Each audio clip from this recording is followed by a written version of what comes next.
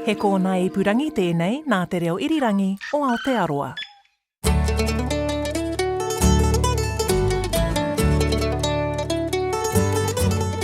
No mai whakarongo mai ki te aotai whenua. Welcome to Country Life. Ko Sally Rounder ho. Great to have your company. I'm Duncan Smith. Today, Janina heads south to learn about Hokanui's moonshiners and whisky makers. We'll have a roundup of the rural news, and later I'm taking you to a kiln in the heart of the Akatarawa Valley. The earth is benefiting from the stuff being cooked up there. Forestry slash and fashion offcuts are being used up in the process. But first, what does it take to create a festival for farmers? This week's guest has the know-how, having just run the Underground Festival in Waipara. She spoke to Anisha Sathya about what inspired her to start it up. My name is Fran Bailey and I'm the founder of Underground Festival. What is the Underground Festival? Underground is Aotearoa's festival of soil. It's a celebration of food and farming, probably with a focus more on biological and low input farming, and centred all around food. It's a real celebration of food from the land. It was our first year last February 2025. We did a pilot event here in North Canterbury at Greystone Mines, and it went really well, and so we are here for year 2. What was the inspiration for it in the first place? The inspiration for Underground came from an event that I worked on in the UK called Groundswell, and it's a regenerative agriculture festival over 2 days on a no-till arable farm. They get about 8,000 farmers there, and it's the feeling that people walk away with of connection and learning something new, and farmers going back to the farm and feeling really invigorated, and just feeling like that is what I really needed. And I just loved that feeling from working on that event, and I thought, well, when I come home to New Zealand, I want to see if we can create something similar but with the unique flavour of Aotearoa. Yeah, sure. We have a lot of farmer meetups. What's different about the Underground Festival? Yeah, I guess the word festival is probably people are like, oh, is that going to be for me? But what we're trying to create a place for farmers to enjoy food and being together and bringing them to be at the centre of conversations around food. Like, food is pleasure, food is joy, and they are producing it. And so when we all come together to learn about it, then we should equally be having great food. And being outside is where farmers love to be, and that's what this event is. We're out in a paddock, and we have a whole lot of tents and teepees and food traders and glamping. So it's also an opportunity for them to get off farm and make it feel a little bit like a holiday, and that's probably where it's a bit different to a field day. We do have exhibitors and market stalls. They're sort of all part of the community, and it's not so much about like selling to the farmers. It's going, hey, what can we learn and how can we grow this together? It does feel very intentional. Like, you come out here, you see all the tents are kind of the same colour, they're all set up the same way. It feels very communal. Is that Groundswell inspired, or did you come up with it yourself?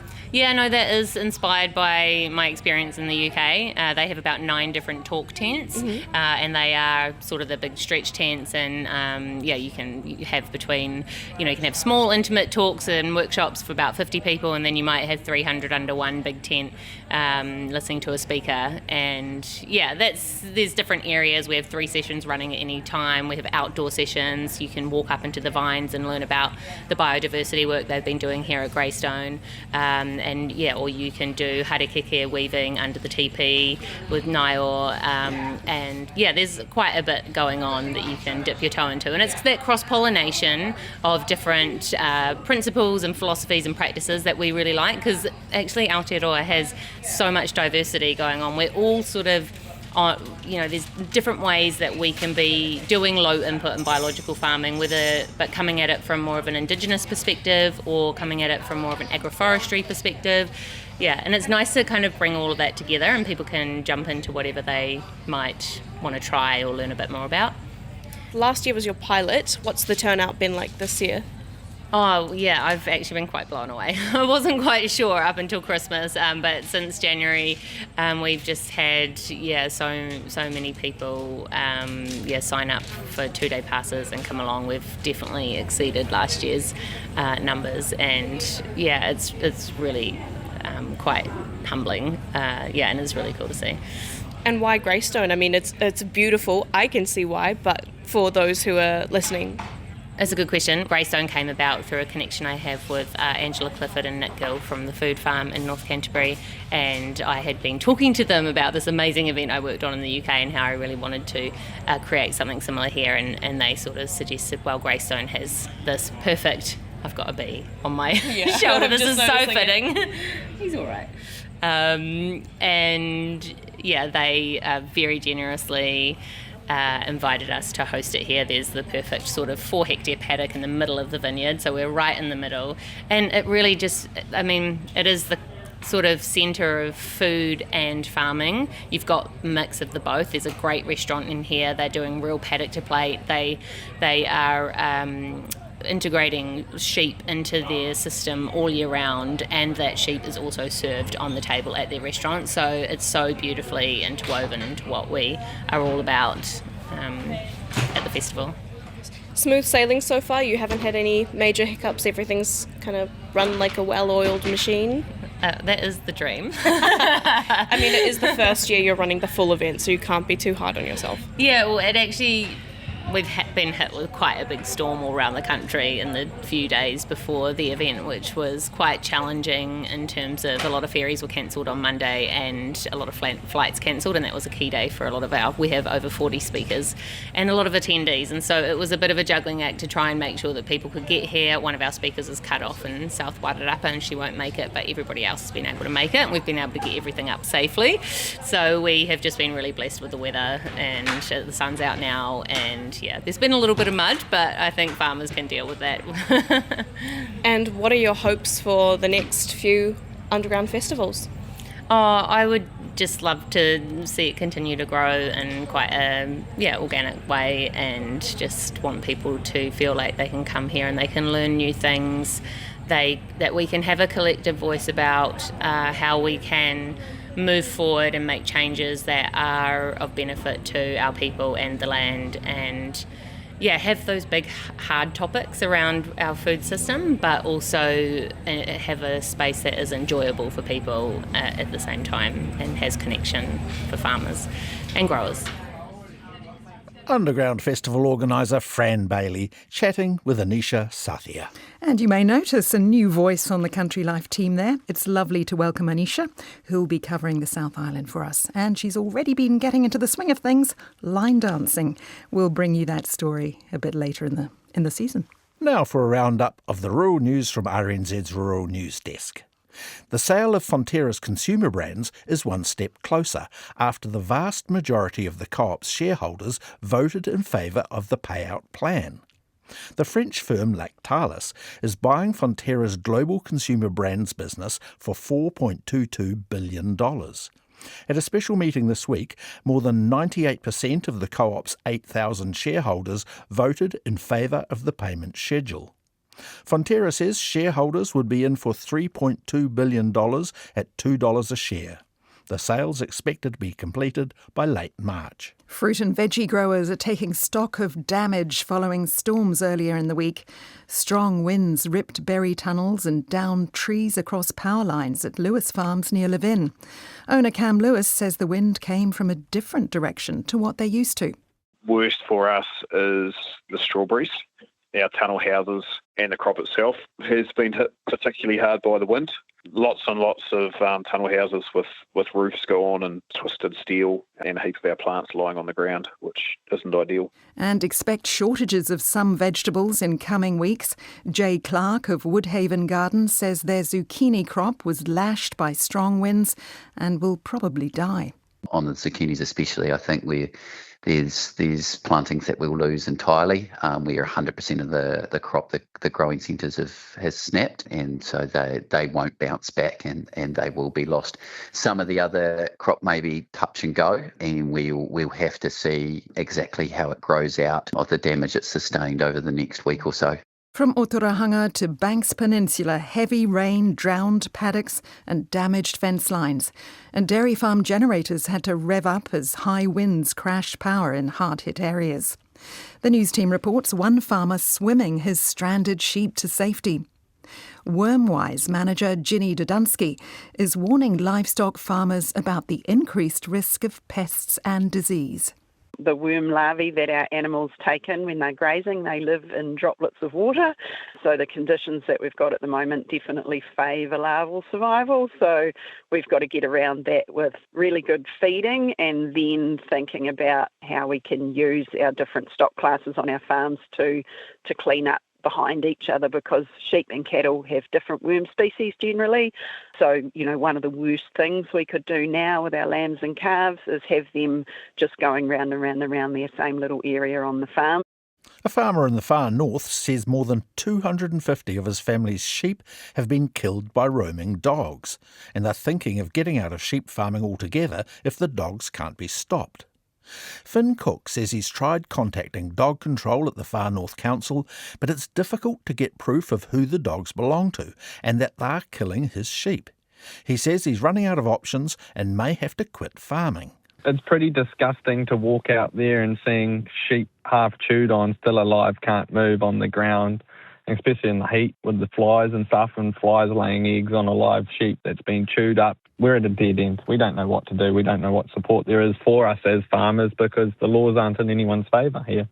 Finn Cook says he's taken matters into his own hands by shooting the dogs, but they keep coming.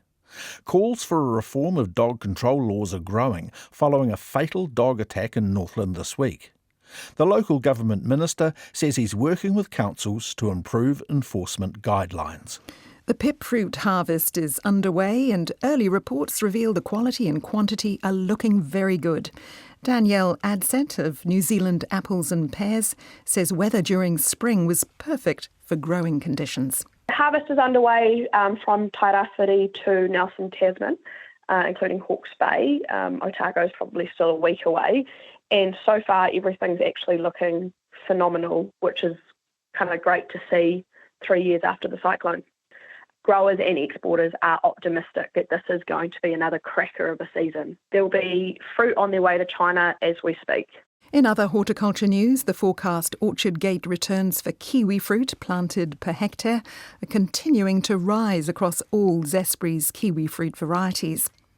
February's forecast returns per tray are up for most varieties on earlier forecasts and most on the past couple of years.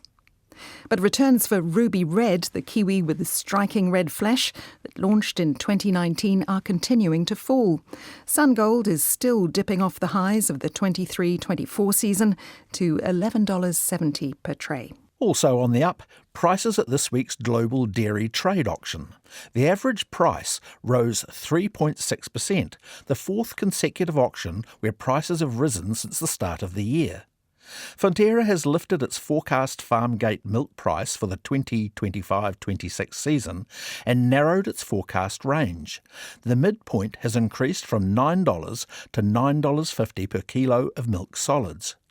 And strong wool prices are on the rise again due to global demand and tight supply. At the latest auction in Christchurch this week, prices for crossbred fleeces rose 9% from the last auction in late January to $5.75 per kilogram. A Hawke's Bay winemaker is busy with his earliest harvest in 40 years. Pickings underway for Chardonnay grapes for Tony Bish Wine's 2026 vintage. Tony Bish says this year's harvest started 9 days ahead of last year, which was itself a record early harvest. He says there have been changes to grape growing seasons and patterns worldwide as conditions warm, something New Zealand growers can take advantage of. I think there was more of an opportunity in that although we're earlier, we are still a cool climate region. And our maritime climate sort of stops us getting too baked like the continental areas can do. So if anything, I think that we will weather it. And finally, some of the top kaitiaki and Māori agriculture have been recognised as finalists for the Ahu Whenua Trophy, which celebrates Māori excellence in New Zealand's primary industries. They are kiwi fruit experts Mātai Pacific Iwi Collective, Horticulture and Native Nursery Masters o Tamamarere Trust, and a Forestry Hort and Honey Group in Te Tai Tokoro, Ngāti Hine Forestry Trust. And that's a roundup of news from RNZ's Rural News Desk.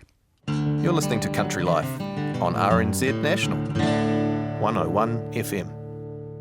We're heading further south now to the Hokonui Moonshine Museum and Distillery in Southland to learn about a rich rural tradition in the region. Producer Janina Schwanecker met with Gore District's Arts and Heritage Curator Jim Geddes. Our story starts with a woman named Mary McRae. Mary McRae, who I think was the matriarch of the Hokonui tradition, she came from a very strong Scottish whisky-making tradition, Highland Scottish whisky-making tradition. She was a home distiller. She had been trained by her mother and her grandmother. She was also a healer and a midwife. She emigrated as a widow with 7 children. She was encouraged to come to this part of the world. She had family who had taken up small farm holdings in the Hokonui Hills and organised a property for Mary. So in 1872 she arrived at Port Chalmers with her 7 children and a box marked household goods. And in that box was a beautiful little boutique whisky still, which had been passed down to her. And she essentially brought that tradition to this part of the world. A tradition that continues today at the museum and distillery. Established in 2000, the museum explores Mary and her family's contribution to the area's rich history of distilling. Hokonui basically describes where we are. Hokonui is now known for that amazing spirit. It was a very high quality spirit that she made and continued in that tradition. She also continued in the tradition of not paying excise on the sale of any of that product. Now, her family had refused to pay excise tax in Scotland on moral and political grounds because making spirit was part of their culture. It was for medicinal purposes and family celebration. So it was a Crown intervention that wasn't at all welcome. She continued with that tradition here, but it was the quality of her spirit that attracted local imbibers because it was tended to, in stark contrast to the adulterated spirit that importers were sending to Southland. This was the real deal. However, Mary and her family would later run into trouble as the temperance movement grew and eventually saw the province prohibit the sale of alcohol. Hokonui was now a dry district. Really, the McRaes always had a policy of not putting their product into a home where it would do any harm. So they pretty much minded their own business. And they were able to do that in the shadow of the Hokonui Hills. They were sort of in quite an isolated part of Southland.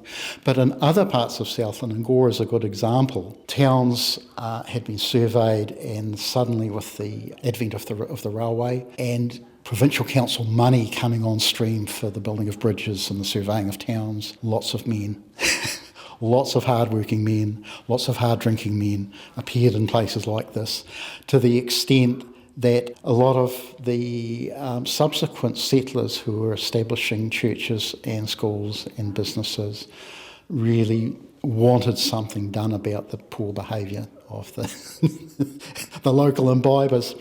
So got together and collectively enacted the Blackest Day in Gore's history, which was the 30th of June 1902, when a referendum was held, localised prohibition was passed. The 15 hotels in the licensing district had exactly 6 months to cease trading. And from the 1st of July 1903, the Mataura licensing district was dry, and it stayed dry for 51 years. The McRaes took to the hills where they began distilling an adulterated version of their whisky, Moonshine. Jim explains the difference. Basically the same ingredients as traditional whisky. Of course, what defines a whisky is the time of maturing in a barrel.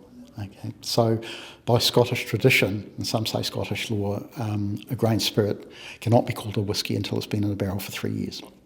Obviously, you are producing a grain spirit locally, but you do not want to be sitting on a barrel for 3 years if you've got police and customs sniffing around your farm gate.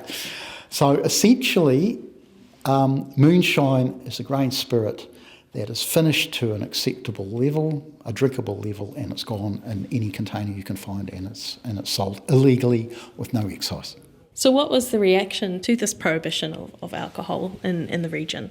Well, it essentially meant that the 15 hotels in the licensing district had to close. We had a brewery, which was found itself situated in the middle of a dry district, and because it was a manufacturer, it was allowed to stay open, but its product had to be shipped outside the licensing boundary. So it meant that people who enjoyed a drink had to think very carefully about how they acquired it. And that often involved utilising brewery depots which were outside the licensing district, so it meant travelling. It also meant that there were premises in Gore that illegally sold spirit. Mostly they wouldn't sell beer, they would be selling spirit, only to people who they could trust, people who would keep their mouths shut. So there was elements of that slow grogging tradition in this place. But it essentially meant that those who were producing boutique spirit suddenly were producing it in commercial quantities. And I think also with the advent of, we're thinking of the First World War, the Great Depression, World War II, when money was tight, that excise component or lack of excise component made it more affordable for local people. Those local moonshiners with their stills, they sold quite an affordable spirit, so there was quite a considerable amount consumed. But it wasn't of the best quality. The McRae tradition, it was very family focused, and it was focused on traditional Scottish high quality spirit. With the advent of localised prohibition, there was obviously an interest in a developing client base and people who wanted their product. There was also police and customs officials who did not want any of that particular activity in their patch, particularly in a dry area, but also entities that were not paying excise tax on the production of alcohol. So they pulled out all the stops and they pursued illicit distillers. And instead of shutting down, they sort of changed the way they operated. So instead of making spirit at home, in the kitchen, in the wash house, in the wool shed, they packed up and moved into the hills, into the bush and into the gullies. And that, I guess, when the Hokanui Moonshine tradition began. Because Hokanui was always high quality spirit, strongly connected with the McRae clan. Hokanui Moonshine was something else. It was a grain spirit, straight out of the still and gone. But obviously the police did manage to find some of those operations and put a stop to them as well, and there are a number of prosecutions. Yes, there were 31 prosecutions for breach of the Distillation Act, but that was really the tip of the iceberg. Everybody was involved. Later prosecutions, particularly in the 1930s and 1940s.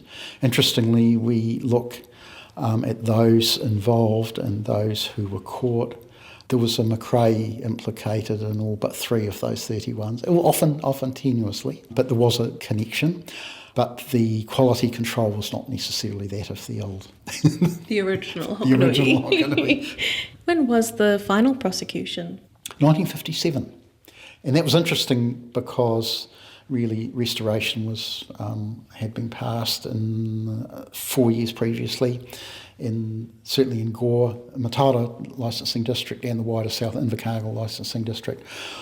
In that particular instance, the operator was just selling so much product that he didn't have the heart to close down.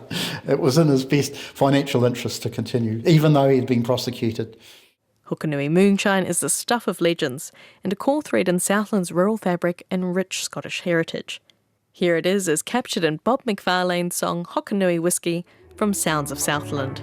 Yes, I'm going back down there to Southland, to those mighty Hokanui hills.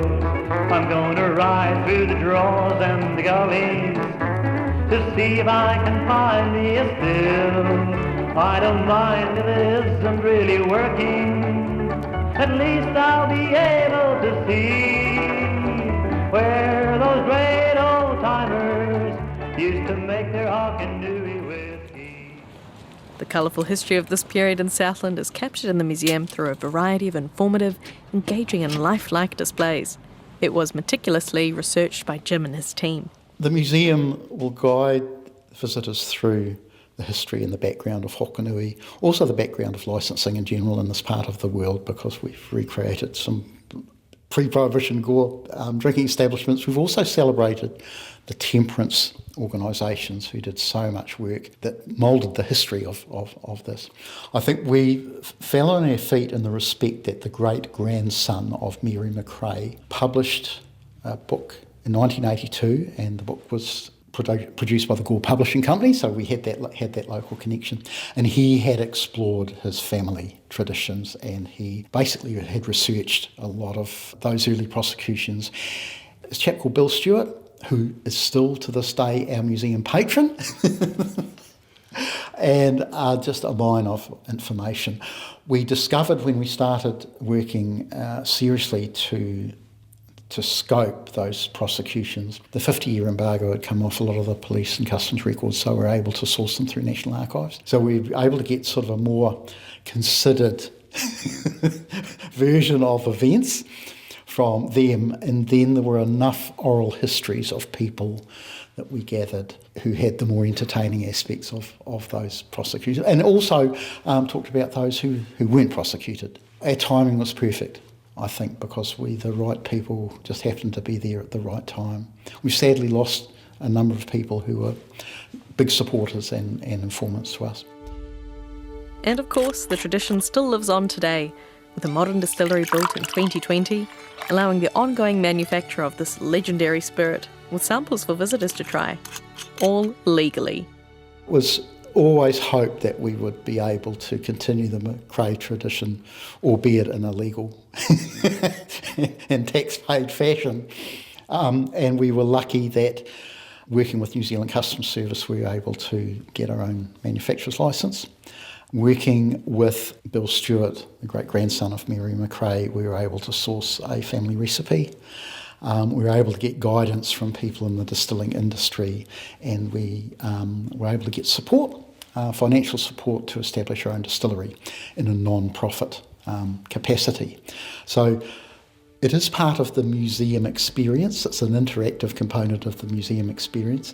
The spirit that we make is from grain which is grown in the area. So we have engaged with families who have been farming here for generations. So all the ingredients are local, the recipe is local. This particular area of Eastern Southland is a significant grain growing place. So it's been lovely to engage with families whose ancestors had connections with the Gore Brewery, with Fleming's Mill, with all those important components to the Gore's industrial and farming life. That was Jim Geddes speaking to Janina Schwanneker at the Hokanui Moonshine Museum and Distillery in Gore. And thanks to Ngā Taonga for that song by Bob McFarlane. If you want to check out the museum or try some of the whisky for yourself, you'll find more details on our website, rnz.co.nz/countrylife. G'day, I'm Chris Shaw from Rural Edge Contracting and Dog Training. So we're just east of Whariama in the Waipara, and this is Little Miley. You're listening to Country Life on RNZ National. We're off next to the rugged Akataroa Valley north of Wellington to meet a man turning waste from the fashion, brewing and logging industries into what's been called black gold. But first I joined him on his weekly waste pickup at Wellington's Brewtown.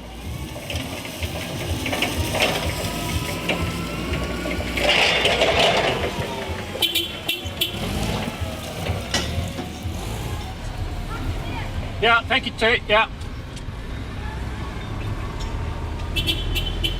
Busy little site this. Lots of vehicles coming in and out.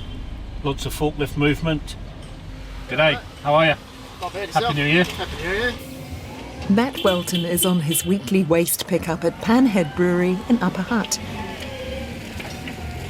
The big black bin at the bottom of the alleyway, that's what I get, and that's full of the hops and yeast waste. So I get one of those a week. It's about 1,000 litres, and then I process it when we get back to the yard. What would happen to that hop waste normally? Well, it was just going to landfill, or just goes down the drain. So this has been a regular thing now for about 6 months. Every Friday I come down to Panhead, pick up their waste, and take it back and process, and then the following Friday I'll bring the empty bin back and we do a bin swap. My name's Tania, I work at Panhead. I'm a stores person, pretty much dealing with dispatch, bulk orders. I obviously deal with a lot of loading and unloading trucks and watching a lot of waste that we go through every year, seeing them go to useful places like what Matt does. He's pretty much a lifesaver to the earth. Lifesaver to the earth. That's quite some label for this former prison officer cartographer, and when he first left school, scrap metal dealer in the East End of London. Quite a lot of pressure on a young fella going out knocking on doors to all these little scrap dealers and rag and bone men and whatever, with names like Jimmy Jighand and Pete Sparrowhawk and all that sort of stuff. So a good grounding anyway in how they sort of made a living out of nothing, and that's always sort of been in the back of my mind. Matt also picks up used wooden pallets on his town trips before heading back along the windy road through the Akatarawa Valley and up a steep track through a former forestry block he shares with wife and former jockey, Debbie. It's a bit of a goat track to get there. Yeah, welcome to the Akataras. It's here you'll find a big kiln tucked into the side of a hill. This is biochar central, shall we call it? This is the kiln, and it's working at the moment, as you probably don't realise because there's nothing coming out of the top of the chimney. That looks medieval. It does. It looks like something like Henry VIII might have used to torture people, doesn't it, really? So what we're looking at, two big doors, as you can see. Behind each door is a stainless steel drum, and the doors are airtight. So if you go a bit closer, I'll show you. So we've got four big... This large metal kiln is cooking up a storm, turning the waste into something called biochar. It's a charcoal-like substance made from any sort of organic waste. The leftover hop porridge from the brewery and the used wooden pallets are perfect. Proponents say biochar improves the soil, helping it retain water and nutrients, and is a good way to sequester carbon. It's warm. So yeah, it's running at about 450 degrees at the moment inside here. So and if I glimpse through a hole, I can see the embers. I'll open it up. Yeah. You can just stand by. Ooh, yes. So it's a chilly day and it's feeling good. Being so close to this thing. Yeah, we'll soon dry off. Two big drums and then a fire in the middle. Now, inherently that sounds dangerous because obviously we're creating a pressure cooker. However, there's an exhaust valve out of each drum that takes all the gases that are then cooked from the heat, and then they're channeled back into the firebox, which increases the heat. So once it starts gassing off, then we start getting an increase in temperature inside the kiln. When it's finished gassing off, basically the cooker's finished, and we just let it cool down. And so it takes about probably 4 hours. We do it one batch at a time, so I have to let it cool down. So it'll cool down overnight. I'll open it up and I'll take out the char. We'll reload it and then probably start it again the following day. So I'm probably doing 2 to 3 cooks a week on it. 2 cubic metres in each drum, so 4 cube in total. Reduction in volume by 75%, so I'm getting about 1 cube per cook of the black gold. And what about the fire risk here? Because you are surrounded by trees. Surrounded by trees. And it's a little bit dry at the moment. It's dry at the moment, but as you can see, there's nothing coming out of the chimney. It's so hot inside there that everything just burns off. All the gases burn off. We don't get any embers going up the chimney. It's all just contained within the kiln itself. It's quite a safe way of operating. Once the waste is cooked, or more correctly, pyrolysed, Matt sieves out the larger chunks left behind and pops them into an old concrete mixer with some petanque balls to pulverise them into a usable grain suitable for sprinkling on the earth. So it's a bit of a number 8 wire system, but it works. So I give it a splash, bit of splash of water into there, and then it will throw off a bit of dust to start with. I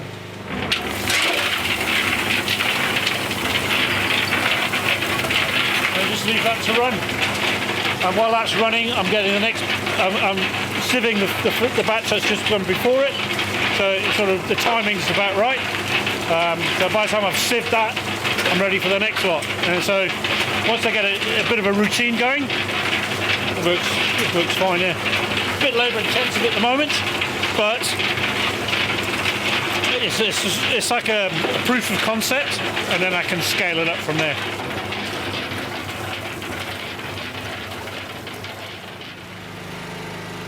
So I call that virgin pine biochar. You can put that straight in the ground, but Matt likes to charge it with a selection of special bioactive brews he makes from seaweed, horse manure and brewery waste. Because it's anhydrous, dry, first thing it's going to do when you put it into the ground in that state, it's going to draw all the goodness out of the ground into the char. So we charge it first, we inoculate it, is another term they use. And I know for Mongoroa Farms, they planted a 100-tree orchard, fruit and nuts, and they used biochar, and we made a cocktail of all three and put it into that, and they're finding it working really, really well. The plants are healthy, they're thriving, even though they only planted it 6 or 8 months ago. Matt's also been experimenting with turning fabric into biochar. You've got a wool bale here full of black, charred, very easy to break remnants of old textiles. Old textiles, these were a mixture of towels, sheets, tablecloths. This was an experiment from a company in Auckland. They asked me if I could do anything with it, sent me down a pallet. Well, I gave it a go. I mean, because we're flexible enough, we can cook a batch quite easily. And I'm really surprised at how it turned out. I mean, nicely surprised. I knew it would work. Matt's also partnered with the New Zealand sustainability-focused fashion brand, Koto. They were looking at an alternative way of using their cutting room offcuts rather than sending it to landfill. And so I said, yeah, I'll give it a go and we'll try and make some biochar out of it. It's pure cotton. As long as it's pure, we should be able to turn it into char. Yeah. No synthetics involved. That's the problem with it. If you get synthetics, so if you get any like polyester mixes with the cotton, the polyester we found through trial and error that we were getting higher readings of chemicals that we didn't really want to go into the ground. For instance, if some of the clothing came with elastane in it, which is the sort of elastic waistbands and stuff like that, and that was showing a higher reading of arsenic in the char. So that was a no-no. So this company here from Auckland, they sent this down and they've cut out any elastane, and anything that's not pure cotton wasn't sent. So we just did a pure cotton cook and we've got pure carbon. Along from the kiln on Matt's Akatarawa property, a digger is at work removing slash, forestry waste, another source of feedstock for the kiln. It's all part of Matt and Debbie's plan to regenerate the land after years of pine cultivation here. The forestry slash left over from pine harvests is a huge problem. So every rainstorm loosens the earth beneath it, and it slowly just starts coming down the hill. Eventually it'll get into the creek at the bottom and start blocking that, and that leads into the Akatarawa River and then straight down to the Hutt River. So what do you that's not your land, so no, it's a neighbour, and he's keen for me to go over there and start doing something with it. And I've got enough, as you can see, I've got enough on my own block at the moment that we're trying to clear up, but that's what our place looked like before we started turning it into char. I mean, there's tons and tons and tons of it over there. How much biochar would all that make, do you reckon? Well, and how long would it take to Oh, make? it'd take forever.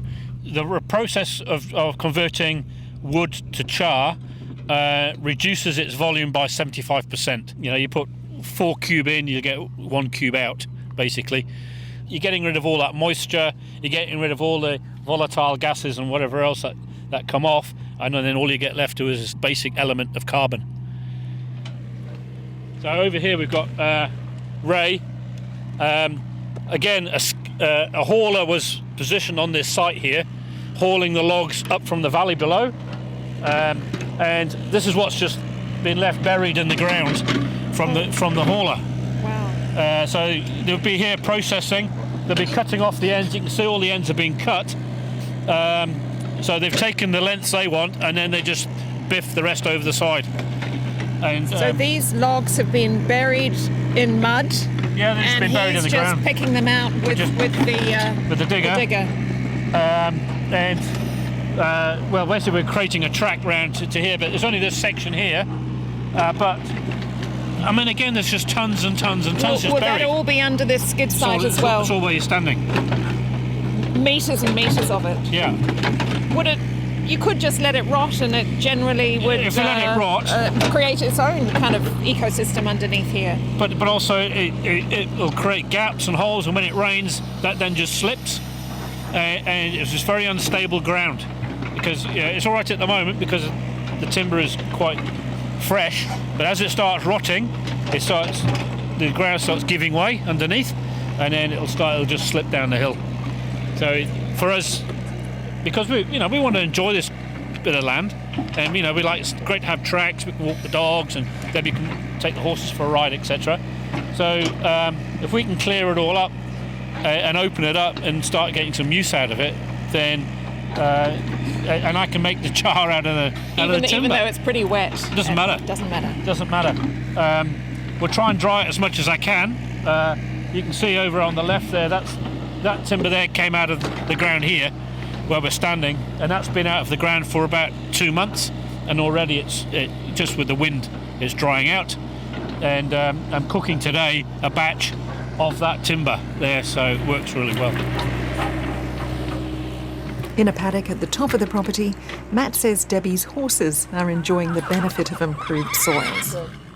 All of the grass that you can see really has been through hoof and tooth, horses and cattle and sheep, and application of biochar and various liquid fertilisers that I've got. You could almost hear the grass growing. They just loved it so much, And then we tried it in our veggie garden and stuff like that. And this stuff really does work, doesn't it? And then started giving it, gave a few samples away, a couple of flower grows, and they reported it back saying, wow, this is just fantastic stuff.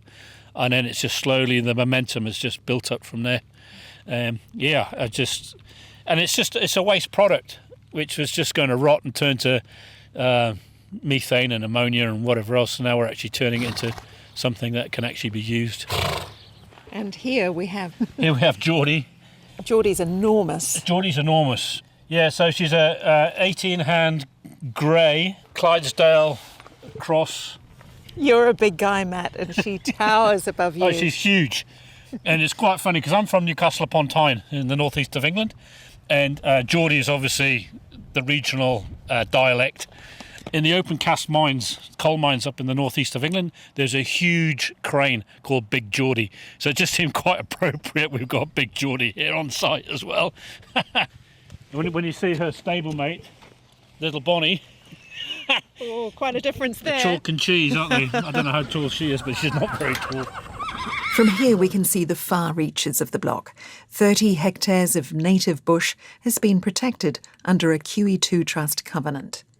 That area survived the massive amount of native timber logging, which went on in the Akatarawa Valley last century. So the purpose in coming here was originally? Well, it's quite funny actually, really. Debbie and I both worked for the Department of Corrections, and we were working in prisons. And this block came up. We came up and had a look at it. And I was actually reading Zen and the Art of Motorcycle Maintenance at the time, Robert Persing, and there's a phrase in there that really got to me, and it said he felt like he'd been released from a cage that he didn't know he was in. And that's exactly what it felt like when I came up here. I've just been released from a cage that I didn't even know I was in a cage. But then got here, and we just lived in a caravan to start with, and we've just slowly built it up from there. Rain coming down the valley. Back at the kiln site, the char is coming along nicely. A new batch nearly ready for the old concrete mixer, and then packed and stamped with Matt's Carbon Options brand, destined for the farmers' market at Brewtown, Wairarapa flower growers, and the folk at Mangaroa Farms over in the next valley. Not to mention a growing biochar fan club from Invercargill to Whangarei. What are your plans for the future? I'd like to get a bigger kiln. I'd like to get a continuous feed system. I like playing around with all the different fuel stocks. So I like the cotton and the timber, but there's other ways of making char. So I've done experimental work with Whittaker's Chocolate, turning their cocoa bean husk into biochar. Supreme Coffee in Wellington, their coffee bean husk. So I've turned that into biochar as well, rather than it just going to waste. So yeah, there's all sorts of different raw materials and different ways of making the biochar. There's heaps to do. It's quite intensive though, isn't it? Oh, it's full on. I mean, I'm on my own here. Debbie's here when she can. You've got to have a system in place that day one I'm collecting pallets and cutting them down. Day two, and we're loading the kiln, and we're cooking. And then while that's cooking, I'm preparing the next batch to go in. So you've got to have a system to make it work. Can you see this happening in even larger scale?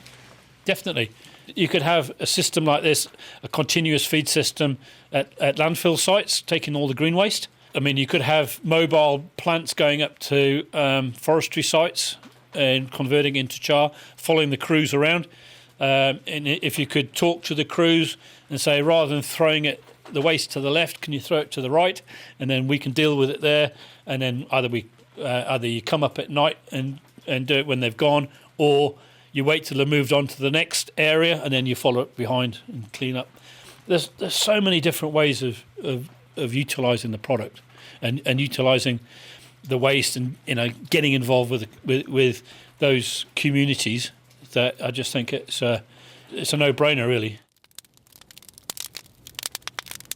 As for Matt himself, well, the flag flying above the kiln site is a little nod to his Heath Robinson-style ingenuity. I like your flag up there. It's got a pirate's head on it. Yeah, Skull and bones. Yeah, skull and bones. I'll probably think of myself a bit of a pirate, actually, or a maverick anyway. But I quite liked it. My $2 shop addition to the workshop, I think it's quite good. You are a bit of a maverick, aren't you? I think so, yeah. I think you have to be, really, to have these mad ideas and see them through, I think. Yeah, you've got to have a bit of self-belief to make sure, to see it through to the end. From scrap metal dealer to corrections officer. Well, yeah, cartographer, and now to, I suppose you could be known as, you're into sustainability and recycling now. That's right, yeah. Well, I suppose I've done a full circle, really, from when I left school into the recycling, sustainability, and then I've gone back to it in my older age. I might look older, but yeah. Matt Welton there. Take a look at the photos of his kiln on the RNZ app or website. You can access the accompanying story and images through our show notes or via rnz.co.nz/countrylife. And you'll find photos from all the stories you've heard today there too. And if you're enjoying Country Life, share us with a friend. Click Share on the app. We love receiving your feedback. Contact us at country@rnz.co.nz. In the field today were Anisha Satya, Janina Schwanica and me, Sally Round. Thanks to our studio producer David Knowles and studio engineer Phil Bench. From me, Duncan Smith, bye for now. Mā te wā.